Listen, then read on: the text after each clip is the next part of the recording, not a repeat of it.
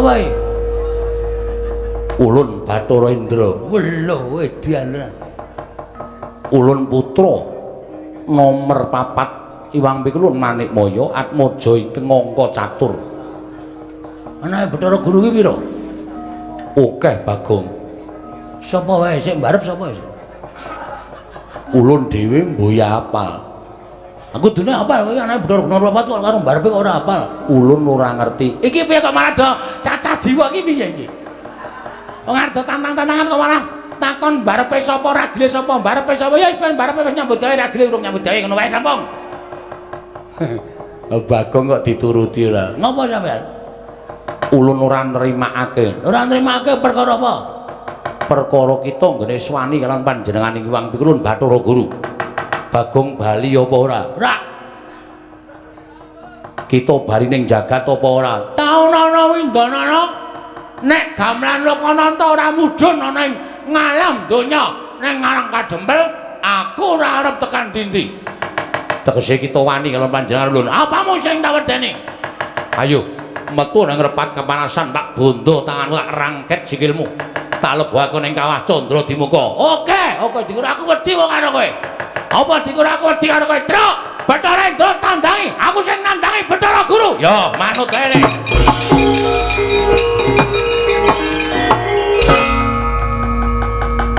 Ulun dawuh kelawan Indra kon ngundurke Bagong, kok Bagong ya pinter le gawe alasan. Isih tetep neng kene. Wah, cah pinter ya, cah cerdas.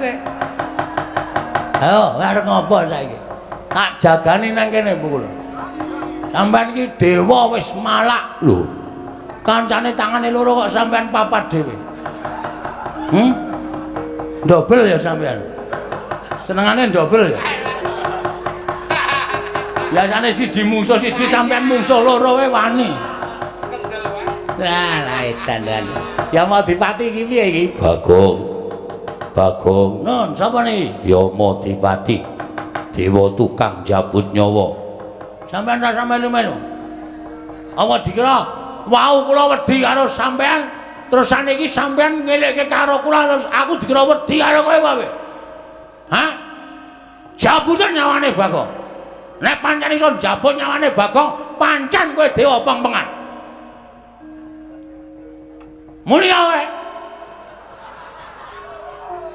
Kampleng sisan. Wah, la edan iki. Ngopo iki? Teko ora. Melu-melu lan iki kewangi karo kowe. Dawuh karo Diprang Bathara Guru supaya maringake ngampil. Ya kuwi gamelan Lokananta aku tak ureng-ureng. Aku nek nesu sapa-sapa tak ureng-ureng kok. Ora peduli ngewangi aku apa ora. Aku nesu ngene iki. Iki widodari wae. Inggih, kula widodari. Wah, widodari ana sing parah.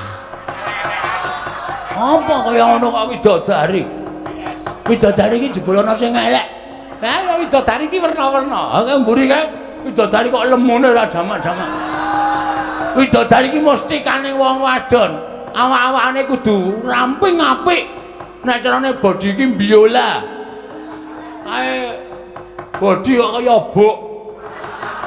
Pucuk bongkot ora ana nggih-nggihane. Nggo ngopo kaya widodari? Ah ya wis ben, kae nggo nyediani dewa elek-elek. Kaya kowe kuwi. Hus. Kaya aku piye? Ulun arep kaya ngene iki widodarine sing ayu. Wah, dumeh dadi pengarep terus kudu ayu ra. Bagong aja kaya ngono. Mboten, pokoke kula kudu tetep njaluk gamelan Lokananta. Nek ora diparengake tetep kula aja ngamuk teng kayangan.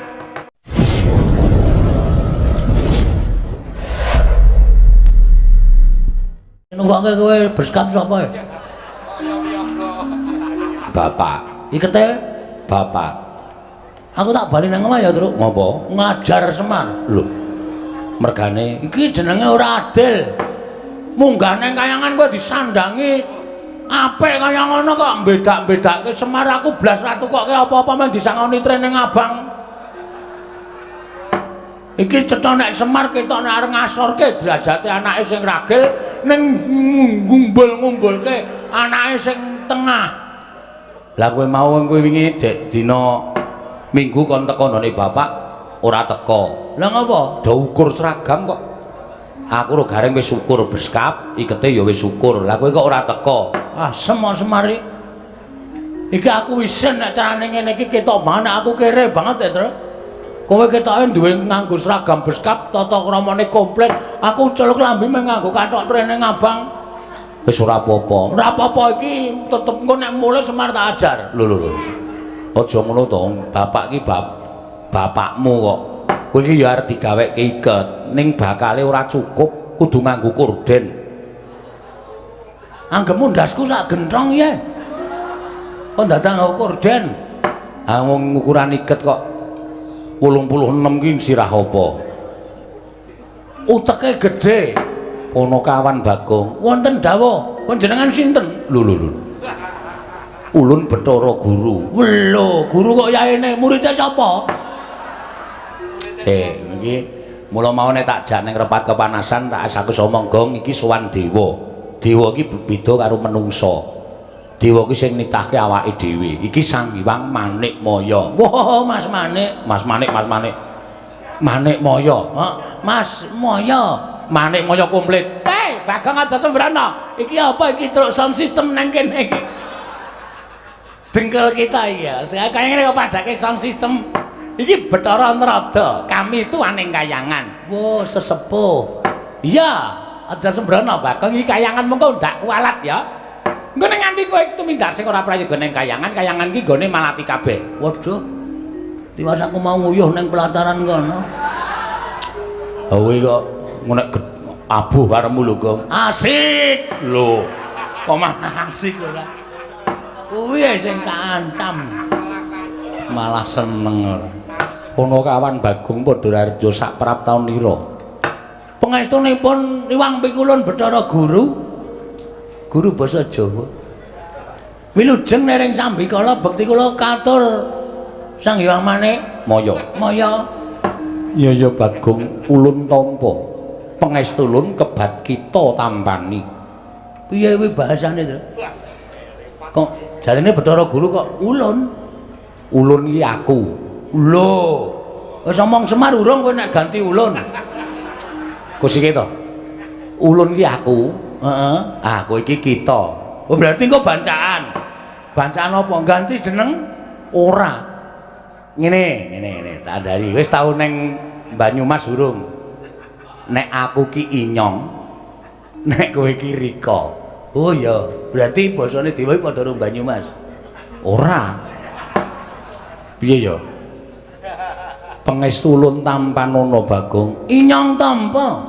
Ah ngandel ora goblok to. Rika, Rika. Kowe biasa wae basa menungsa lumrah. Pangestunipun Pukulun Bathara Manikmaya wilujeng bekti kula kunjuk. Iya Bagong ulun tampa. Oh, ulun tenan to, Tru? Heeh. Pangestulun kita tampani. Sampun kita ulun tampa, Pukulun. Iya. Prayoga nunggon kita lungguh. Kita sampun boten kirang prayoga nggih kula lungguh wonten ngarsanipun ulun. Iya, Bagong. Iya. Padha-padha. Aku malah wedi kok ngejak kowe. Santai wae, Tru. Petra Kantong Bolong Padharjo sak prapta kita. Pangestulipun Iwang Pikulun Narada wilujeng bekti kula kunjuk. Ya Petra ulun tampa, Maestulun tampanana. Kula pun dinggo jimat paripe daerah ing kasantosan. Dalah. Bagong Padharjo sak prapta kita. Iki sapa, Tru? Bathara Narada. Dewa kok kaya jog dengkulmu. Pangestunipun Pukulun Bathara Narada wilujeng bekti kula kunjuk Pukulun. Ayo ulun tampa, Maestulun tampanana. Ayo. Meriah pokoke. Meriah dengkulmu ora. Kok kaya renyah suarane kaya membahagiakan to. Iki dewa apa iki? Iki ora dewa apa kami tuwa. Sesepuh nek cara nggone dhewe Mbah Kaum. Wah. So nek genduran ngundangi iki wae terus dengkul kita ora. Petruk iki ngandani ya ngawur kok ya. Ngene kok kaum. Petruk Kantong Bolong Padharjo sak prapta kita. Sang Hyang Pikulun Indra wilujeng bekti kula kunjuk. Ya Petruk Pangestulun tampanana, kula pun dinggo jimat paripe. Bagong Padharjo sak prapta kita. Pangestunipun Sang Hyang Bathara Basuki ngawur. Indra, aku ora tau apal dewa-dewa. Bathara Indra wilujeng bekti kula kanja Bathara Indra. Ya Bagong Ulun Tampa. Nggih. Engkantun piyambak sampeyan. Lho. Dana Alekasina pun mati. Ngawur to. Kuwi dudu artis Indra Dana Kasina dudu ning Bathara Indra. Cip dengkulmu. Kondur tekan cip barang. Grup ya. Kula mbiyen sok nonton film sampeyan lho Bathara Indra. Lho. Ulun ora nate gawe film. Kaca aku bingung tenan iki. Aku sowan dewa bingung tenan iki mbok sumpah yakin ora tepung e. Mula kowe iki sok ketemu karo dewa. Angel ketemu karo dewa iki prosedure angel. Ha iya, Petruk padha kanthi harja sapraptamu. Ha iki sing bahaya iki, Kok. Sapa iki? Yama Dipati. Yama Dipati iki tukang apa? Tukang jabut nyawa. Hah? Tukang jabut nyawa. Waduh. Ki nek kleru ngomong jabut nyawane ya, Tru. Ha iya. Pangestunipun Ndara Yama Dipati pukulun bekti kula kunjuk. Iya Petruk tak tampa. Bagong Padhararja sapraptamu. Wilujeng lereng Sambikala pukulun Yama Dipati bekti kula kunjuk. Iya Bagong tak tampa pangestuku tampanana. Nggih, sanget anggen kawula mundi dadosaken jimat paripe. Kok alus nyawa e. Nek nganti kleru nyut ngono rekoso. Ha iya. Petruk Padhararja sapraptamu. Panjenenganipun pukulun penyarian wilujeng.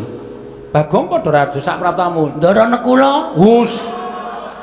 Ngawur wae. Suarane wis padha. Ayo suarane iki cilik ngono kae kok. Wah, sapa jenenge? Penyarian. Wah, Pak Carik. Wilujeng bekti kula kanja ndara anu pukulun penyarian. Iya Bagong, tak tampa pangestu tampanana. Kula pundi bersisa, bersisa. Mula ya ora salah aku nek kleru. Ha iya. Pangestunipun pukulun penyarian kula tampi andadosaken jimat paripe. Petruk dalem. Eneng apa Petruk? Sowan saka karepmu dhewe apa diutus dening bapakmu? Sowan kula menika mboten saking pikajengan kula piyambak. Namung kula menika dapur dipun utus dening Bapak Semar.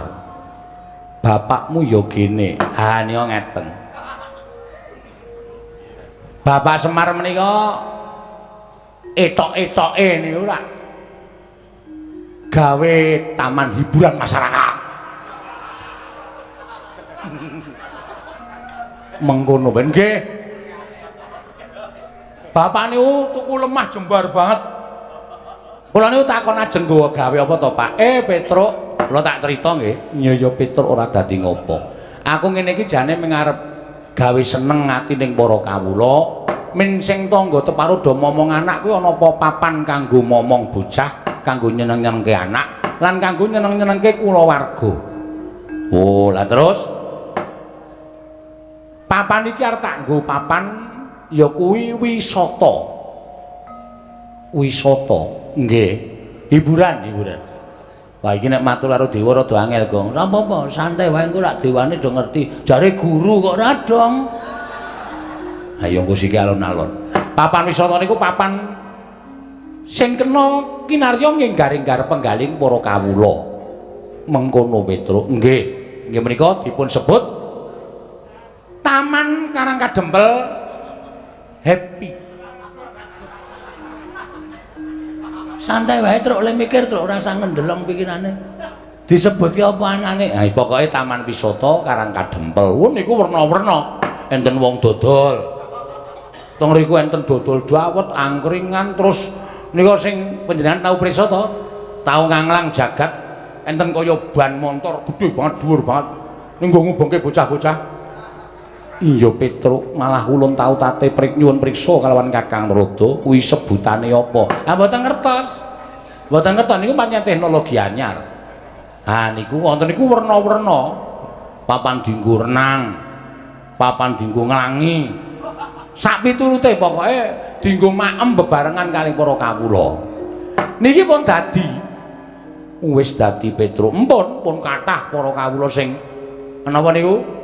Rawuh teng papan wisata sing digawe karo bapak niku pun kathah.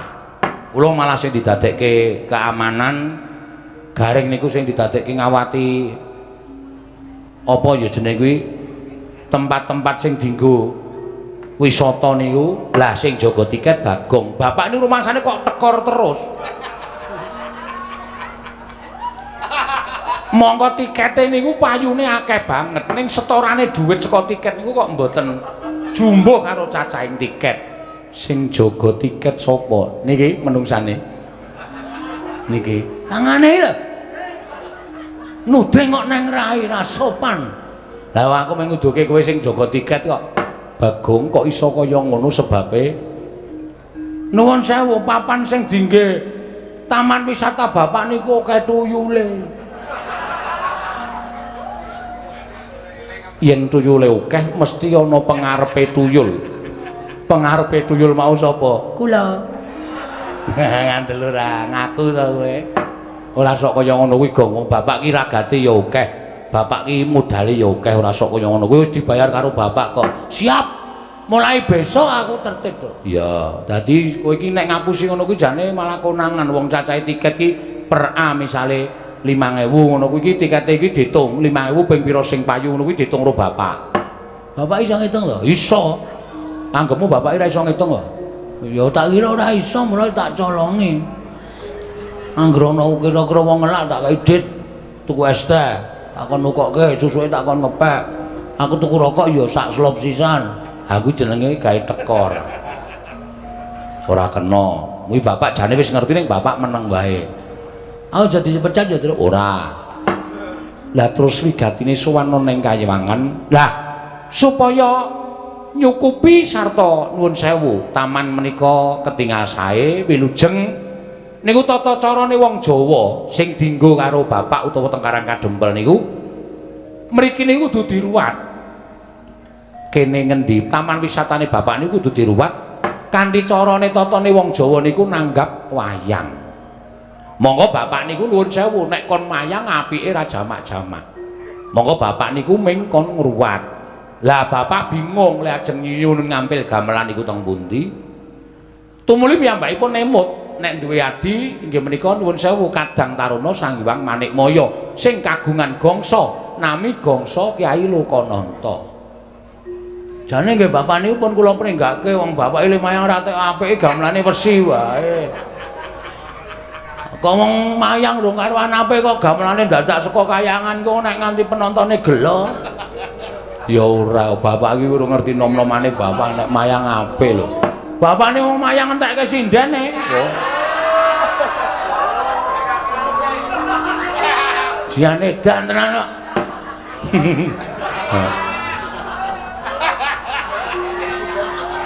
Mula saniki golek waranggana bapak niku kangelan tenan. Emoh do dijake emoh ya. Ngawur Semar. Ampun gumujeng niku serius. Iya Bagong nggih. Ah niki terus. Iya. Dadi sowan kula menika diutus dening bapak nyuwun ngampil gamelan Lokananta. Komplit slindro pelok. Nek ajeng kepareng panjenengan sumun Prabu Pukul Bathara Guru menika paring dawuh, bapak niku ken bayar ya manut, ken ngijoli apa-apa ya manut ning gamelan Lokananta kudu rawuh teng Karang Kadempel. Dadi srana syarat ngruwat bapak nggih menika taman wisata sing ninggal supaya nir ing sambikala.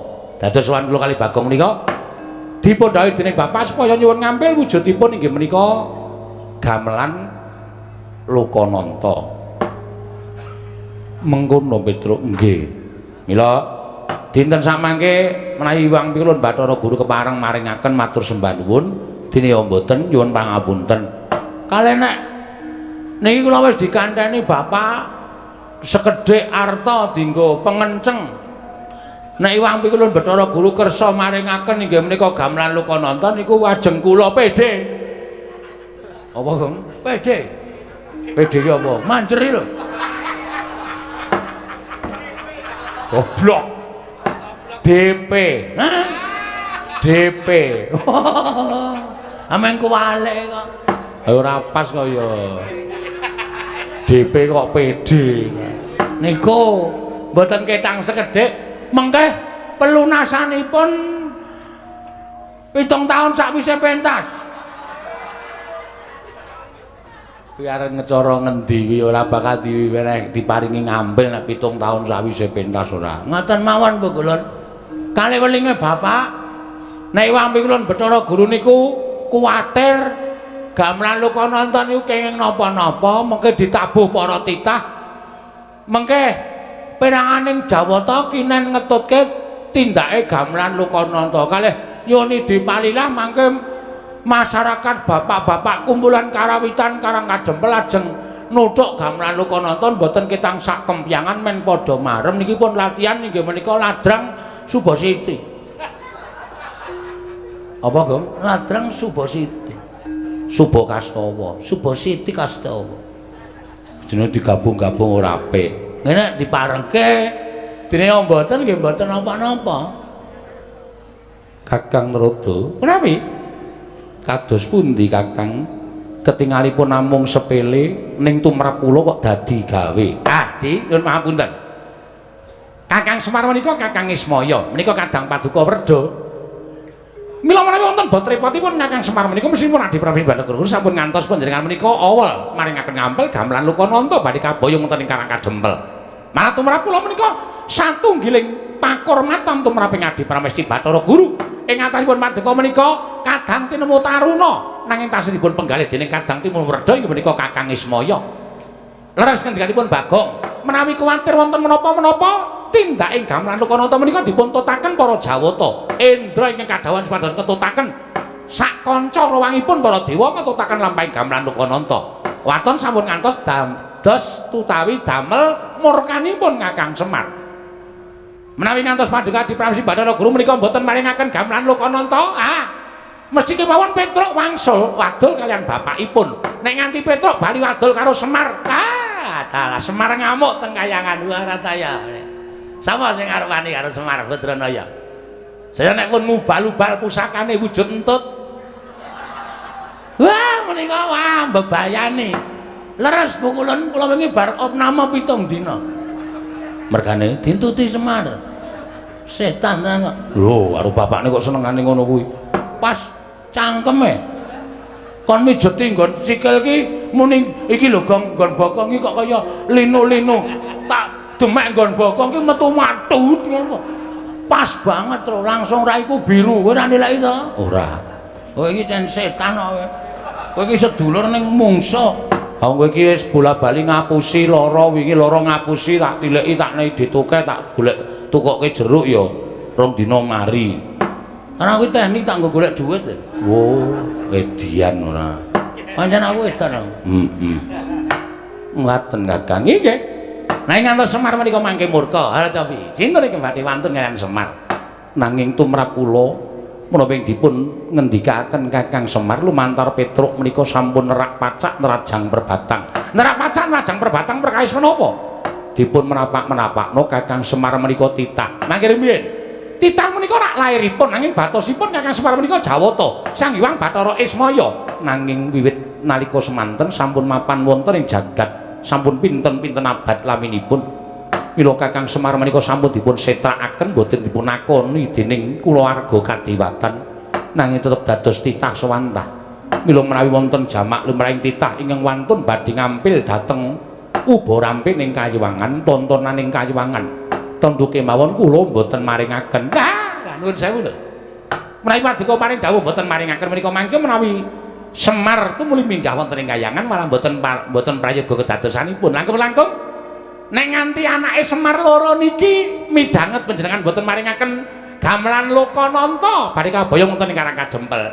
Lha nek bocah loro niki nganti ngamuk sapa sing arep nandangi kridane wong loro niki?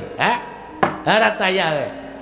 Petruk niku anggap kaya ngeten iki ning Digdaya kliwat ukur. Luwe-luwe niki sing teng mburi kula sing mripate kaya ndok ceplokan iki. Iki nek wis muni nesu, sapa sing arep wani karo Bagong? Dalah. Lho niki napa? Ora edan ana dewa kok ditirokke iki nek ora Bagong ora lho. Inggih Kakang Narada, nanging tetep badhe kula mboten nglilani menawi gamelan Lokananta kaboyong wonten ing jagat Lah menawi ngaten monggo, monggo. Ning nuwun sewu, kula tunggak waru godhong dadap. Tegesipun menawi wonten menapa-menapa rada ora melu-melu ora melu garap. Kula aturi ngraosaken piyambak. Kula semanggaaken. Mrika sampun kula aturaken lho. Tunggak waru godhong dadap rada ora melu-melu, ora melu garap. Nek ana moga-moganing titah kalih menika kula semanggaaken adhipun renggalang kridanipun Petruk kaliyan pun Bagong. Haripun sampun dipun utus dening bapakipun pados nyuwun ngambil gamelan Lokananta di Kakang Rada kasinggihan mekaten. Petruk dalem mesti ki mau mesti wae Petruk wis midhanget. Nggih. Gamelan Lokananta kuwi tontonaning kasuwargan. Oh nggih. Gamelan Lokananta kuwi wujude uba rampening kasuwargan, uba rampening kayiwangan. Ora saben titah bisa nyuwun ngambil gamelan Lokananta. Nyuwun mapunten, Mbul. Ingin nyuwun ngambil menika sanes kula ning bapak. Sing nyuwun ngambil nika dudu Petruk ning bapak. Nadyan bapak kita kuwi titah. Nyuwun mapunten. Ngendikanipun para sepuh, ngendikanipun para pinter bapak menika mboten titah. Ning nika dewa Sang Hyang Bathara Ismaya. Nanging bapakmu wis ora dianggep kula warganing kadewatan. Bapakmu wis dibuang ngono ing jagat, tegese bapakmu kuwi wis dudu Jawata. Bapakmu kuwi mung titah semantah. Oh ngaten. Iya, dados kesimpulanipun keteranganipun kula nyuwun dawuh. Dipun paringaken ana mboten? Panakawan Petruk, ulun ora mlayogyani, ulun ora maringake. Mboten maringaken? Ora Petruk. Nggih sampun mboten napa-napa. Gong, piye iki? Piye? Sukses ora? DPD saiki monggo, DP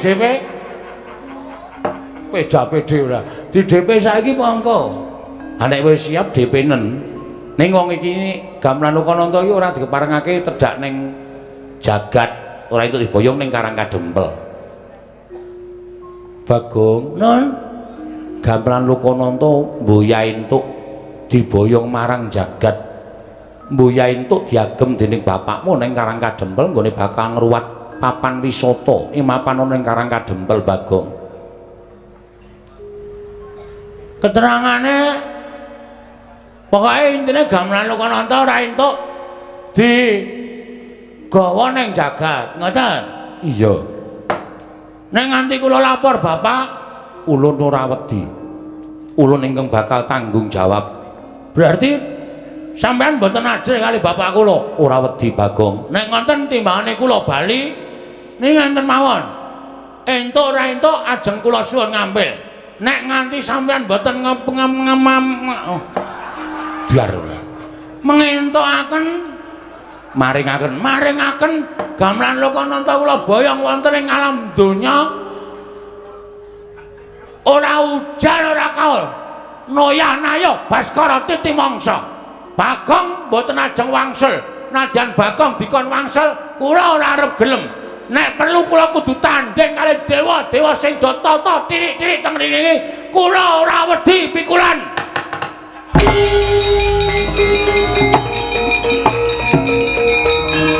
Minggir truk. Wis biasa iki.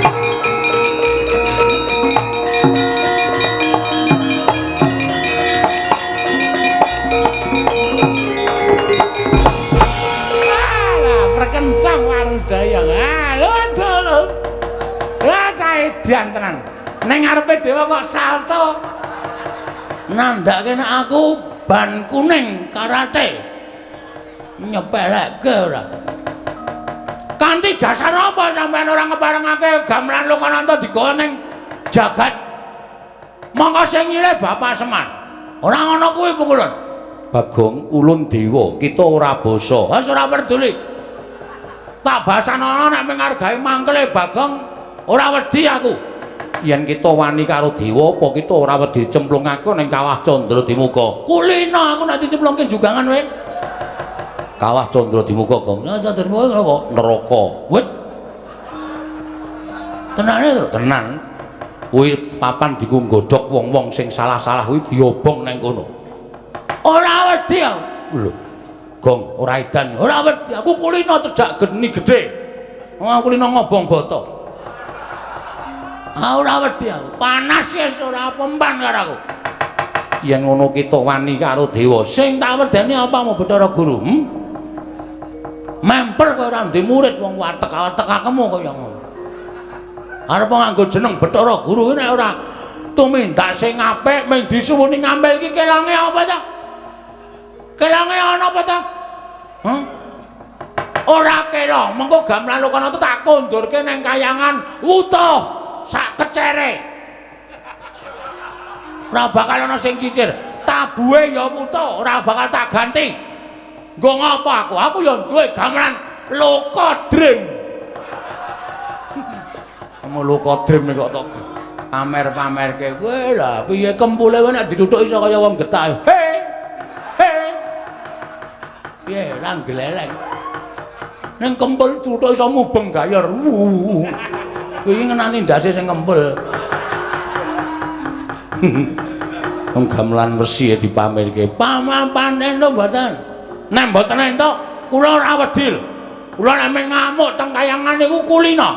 Pun paringe nang mboten pikulun. Tetep ora ulun paringake. Kepiye? Wah, Di, aku aturi angkat lho, Di. Bagong sampun ngantos mengatur menika mbok sampun ngantos pendherek menika damel kayangan menika geger. Nek kayangan geger wing diamuk Bagong rak saru dipun presani dening para titah wonten ing jagat. Kepiye? Bareng ana pinanggan. Sampeyan muni piye? Bagong gamelan Lokananta ora tak paringake. Kula saking mriki mencolot mriku menggunakan kekuatan tendangan tanpa bayangan. Sampeyan kena mesti muntah getih. Ya, Tru? Mbuh. Antel. Dewa-dewa sing ngarep do ngajak. Lho. Kowe kon tringgo kok malah ngadeg ora.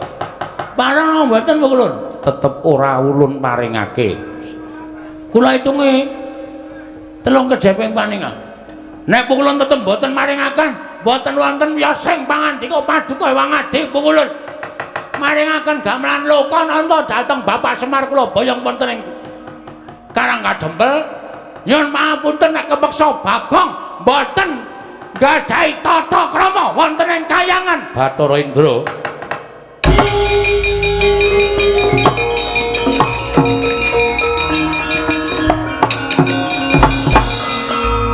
Bathara Indra kula wonten dawuh kula. Sira ulun dawuhi menika kula ketutupan tiyang kathah sanget. Petruk minggir aku ngarep tutupi. Bangke tutupi, Indra aja nganti metu. Metu entek-entekke kuwi bintang film e. Aja nganti metu, Tru. Bathara Indra, kita bakal nampa duka saka ulun yen kita ora enggal mangsuli kelawan Bagong. Bathara Indra niki ngestaken dawuh ulun.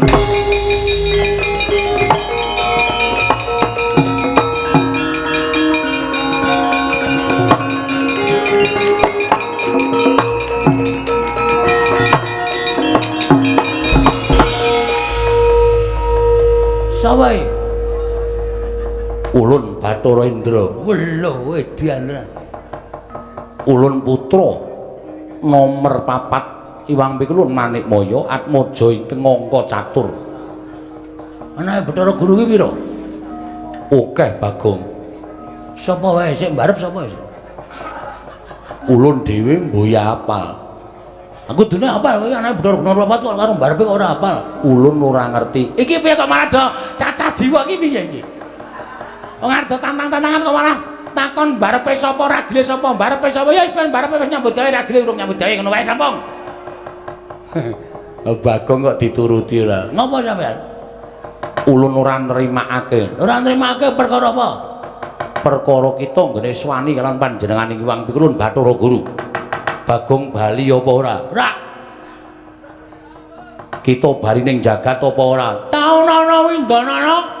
Nek gamelan Lokananta ora mudhun ana ing ngalam donya, ning Karang Kadempel aku ora arep tekan dindi.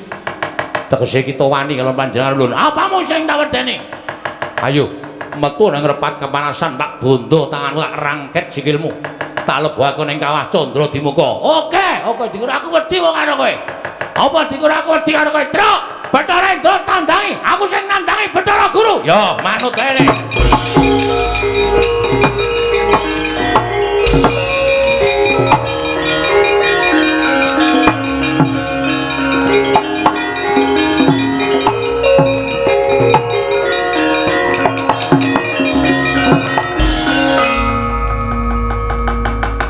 dawuh kelawan Indra kon ngundurke Bagong, kok Bagong ya pinter le gawe alasan. Isih tetep neng kene. Wah, cah pinter ya, cah cerdas. Ayo, arep ngopo saiki? Tak jagani nang kene pukul. Sampeyan iki dewa wis malak. Lho. Kancane tangane loro kok sampeyan papat dhewe. Dobel ya sampeyan. Senengane dobel ya. Biasane siji mungsuh siji sampeyan mungsuh loro wae wani. Lah edan. Ya mau dipati iki piye iki? Bagong. Nun, sapa niki? Ya Madipati. Dewa tukang jabut nyawa. Sampeyan rasa melu-melu. Apa dikira wau kula wedi karo sampeyan, terus saniki sampeyan ngelekke karo kula terus aku dikira wedi karo kowe wae. Hah? Jabutan nyawane Bagong. Nek pancen iso jabut nyawane Bagong, pancen kowe dewa peng-pengan. Mulya wae. Kampleng sisan. Lah edan iki. Ngopo iki? Teko ora. Melu-melu lan iki kewangi karo kowe. Dawuh karo Diprang Bathara Guru supaya maringake ngampil. Ya kuwi gamelan kono aku tak uring-uring. Aku nek nesu sapa-sapa tak uring-uring kok. Ora peduli ngewangi aku apa ora. Aku nesu ngene iki. Iki widodari wedhu. Inggih, kula widodari. Wah, widodari ana sing parah. Apa kaya ngono kok widodari? Widodari iki jebul ana sing elek. Ha, widodari iki werna-werna. Ha, mburi kae widodari kok lemune ora jamak-jamak. Widodari iki mesti kaning wong wadon. Awak-awakane kudu ramping apik. Nek carane bodi iki biola. Kae bodi kok kaya bok. Pucuk bongkot ora ana nggih-nggihane. Nggo ngopo kaya widodari? Ah ya wis ben, kae nggo nyediani dewa elek-elek. Kaya kowe kuwi. Hus. Kaya aku piye? Ulun arep kaya ngene iki widodarine sing ayu. Wah, dumeh dadi pengarep terus kudu ayu ra. Bagong aja kaya ngono. Mboten, pokoke kula kudu tetep njaluk gamelan Lokananta. Nek ora diparengake tetep kula ajeng ngamuk teng kayangan. Kita ora wedi karo Kawah Candradimuka. Mboten. Kawah Candradimuka niku ngerti karo kelakuane titah. Dadi nek umpama ana titah sing tumindake apik, cemplungke teng kawah mung merga saka karep sampean, merga sampean sengit karo titah wau, Kawah Candradimuka ora ngobong karo titah mau. Mesti ora kobong. Nyemplung kawah ya kaya ning dedaratan, kaya ora kena geni. Ning nek pancen wong niku dosa tenan, ora usah cemplungke kawah. Deleke nggon pinggir wae mateng menungsane. Ning gandeng Bagong niki rumangsa kula ora salah. Kita salah mergo wani karo dewane. Mergo dewa sing ora adil karo titahe. Sebab apa sampean bedak-bedake karo Semar? Sebab apa gamelan Lokananta ora entuk disuwun ngampil karo titah? Ayo, wangsulan.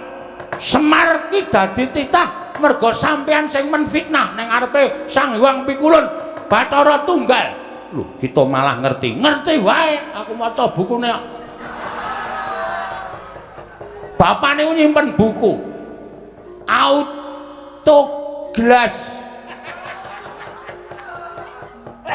Autobiografi Semar Badranaya. Saka sejarah pertama niku sampean laire ndok, ngono ta?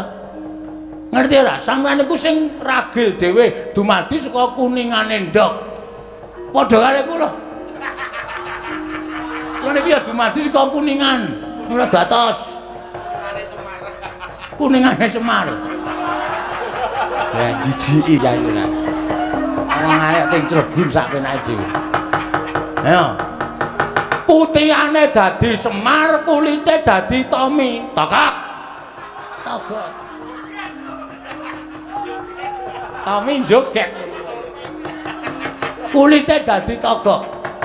Telu-telune anake Sang Hyang Bathara Tunggal. Merga nalika semana Sang Hyang Tejamaya karo Ismaya nedeng gladen peperangan, terus sampean wadul karo bapak sampean. Sang Hyang Bathara Tunggal, Kakang Tejamaya karo Kakang Ismaya do gelut kepengin dadi dewaning para dewa. Sang Hyang Tunggal duka. Eyang Sang Hyang Bathara Tunggal kita kok nyebut eyang. Lho, aku anake Semar. Semar anake Bathara Tunggal ki Mbah Kakung.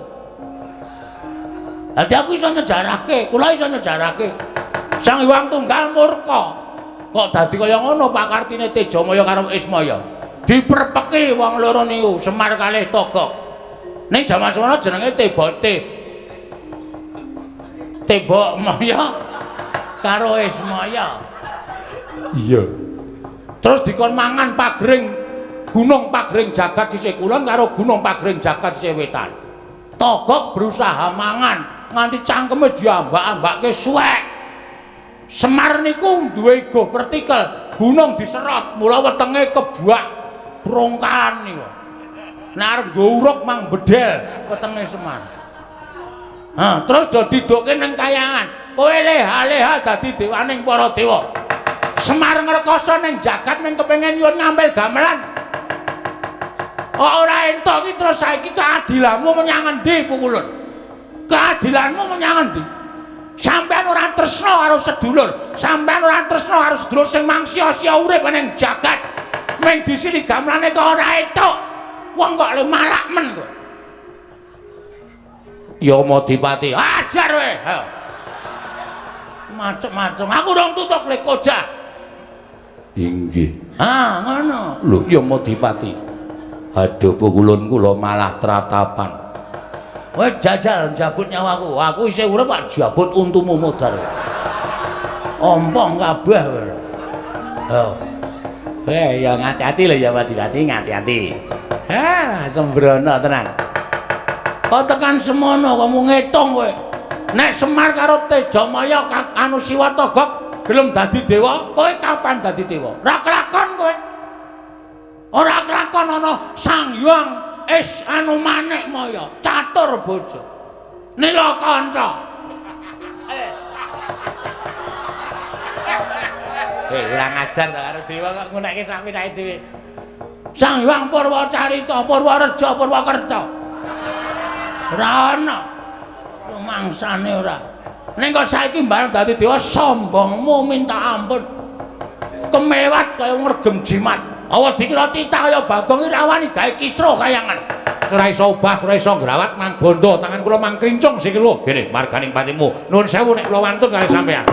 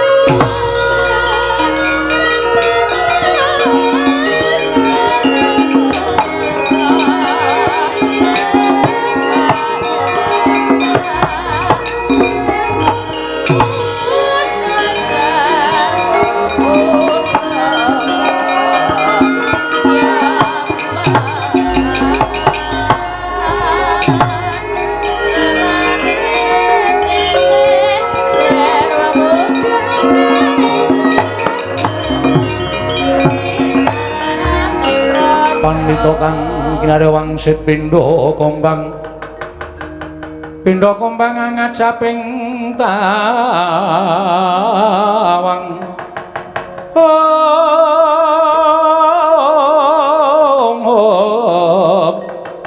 susu angin ngendi kone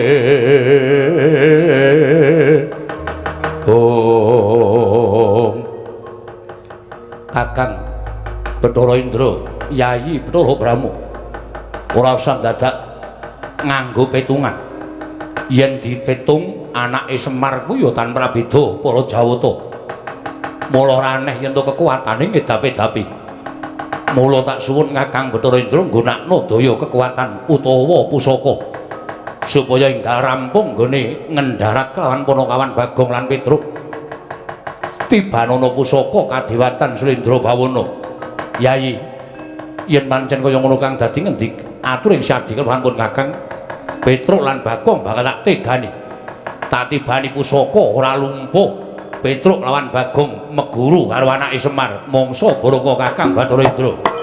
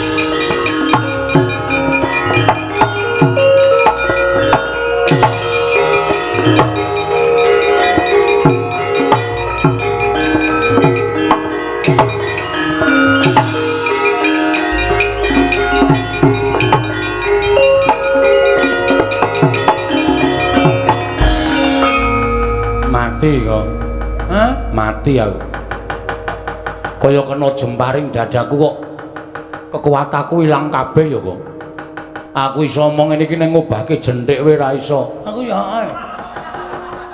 ae semuk dadi lemes kabeh ngene iki kowe nggo obat kuat ora nggowo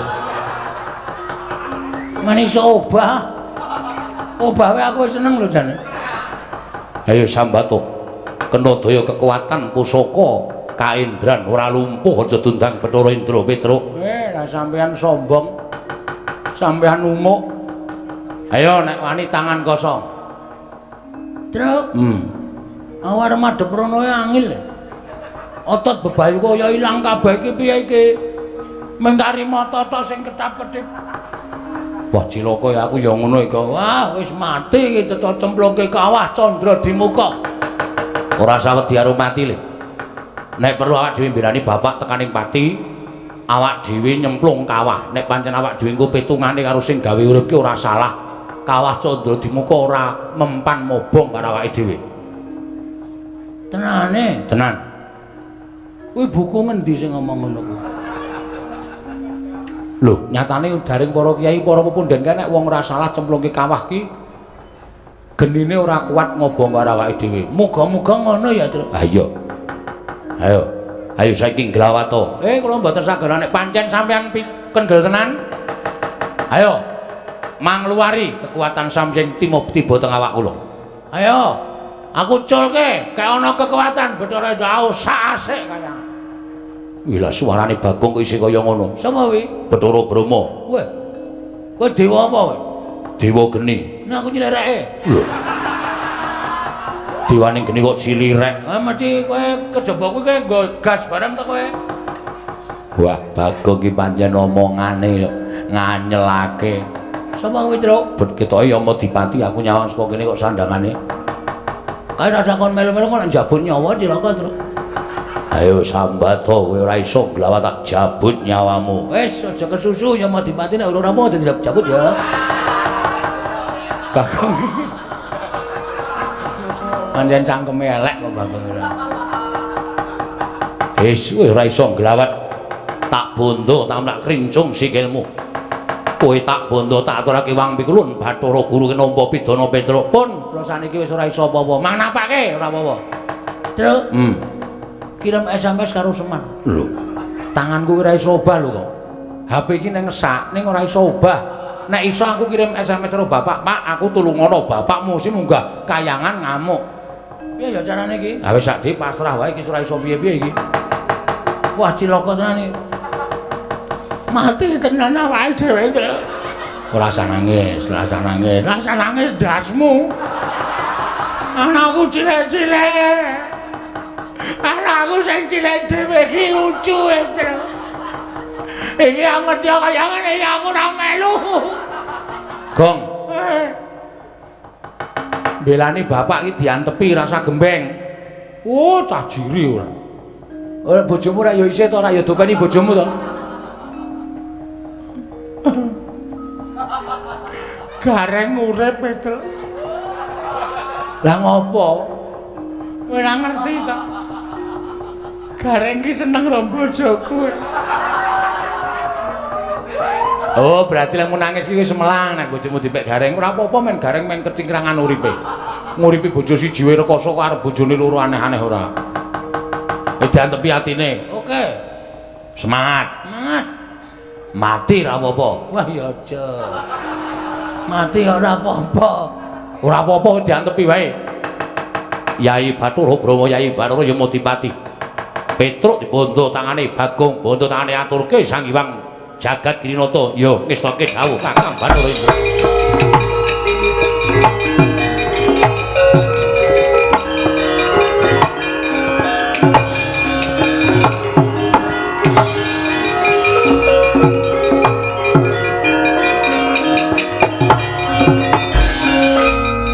Bagong ya dibondo. Iya.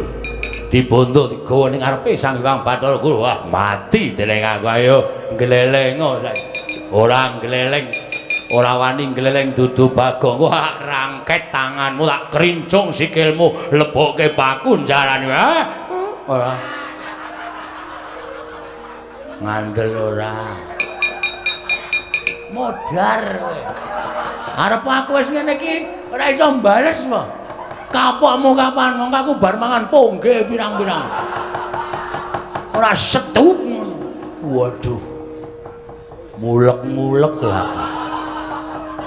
Buyer. Ora antute kok turun bapakne. Ayo, kapokmu kapan kowe?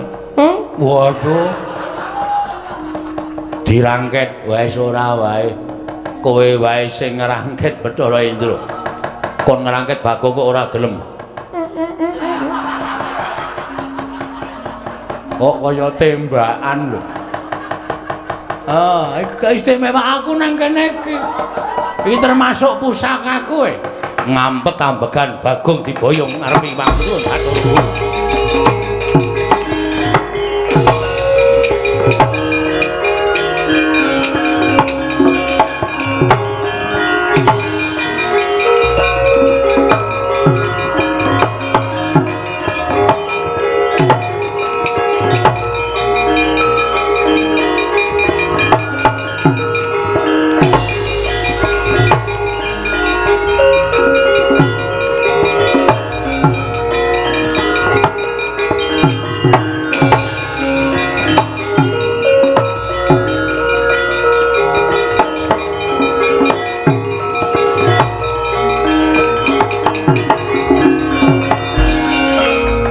Samar pamoring sukma sinukmaya sinukmaya winaya ing asepi sumimpen telenging kalbu pambukaning warana tarlen saking liep layaping aluyup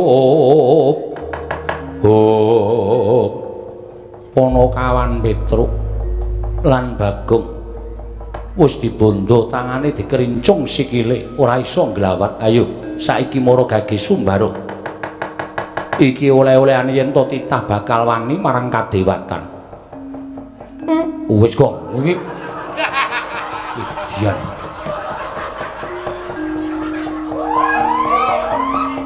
Bathara Indra wonten dawuh pukulun kok ora mbok plothot wetenge. Ing ngatasé ning Bali Martya Kundha manik. Asem aku mampu dhewe, Truk. Mumet aku. Salah ya ora. Edan kok kowe iki ora. Wis pokoke mumpung arep mati tak entek-entekke. Ndak engko malah dadi sangu malah ora prayoga.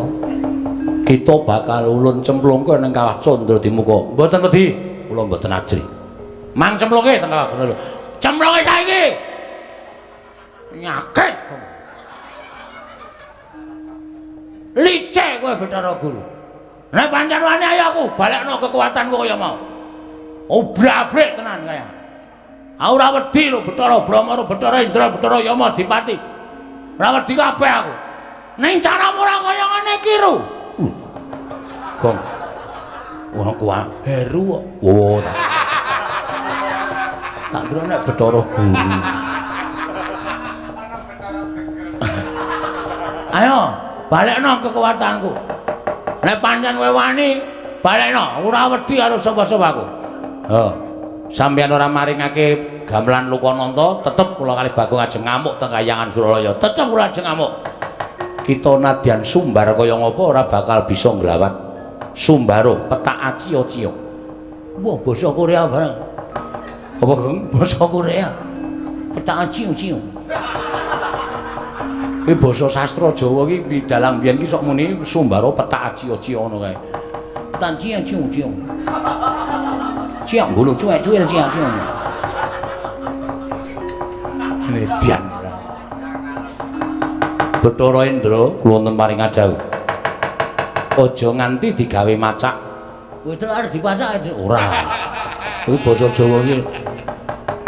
Panakawan sak karone iki cemplungna ning Candra Dimuka. Kowe terus sik mawon. Iya. Kowe sik ya, Truk. Kowe iki yo ngopo? Bakale ya wong loro kok aku sik. Aku kan ndelok mung ngolet-ngolet e. Ngolet-ngolet kena geni modar ora mati dring aku.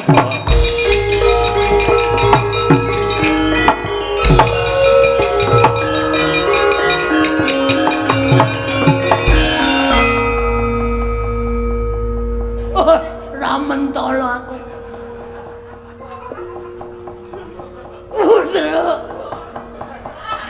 Petruk. Bareng kobong kok rambutmu mabuk. Kok pindhole mabuk. Ayo Sambata Bapa Ngakasa Ibu Merti. Kowe bakal tekaning pati cemplungke kawah. Sik. Rasa tak cemplungke mo, Brahma. Petra wis kebaca tak cemplungke. Aku rasa tak cemplungke, aku tak nyemplung dhewe. Nyemplungo. Tulung plotroke kathraku. Kok dadak masa nyemplung telesan. Kuwi geni kok telesan. Wis jaluk pamit, Truk, tak tututi, Truk.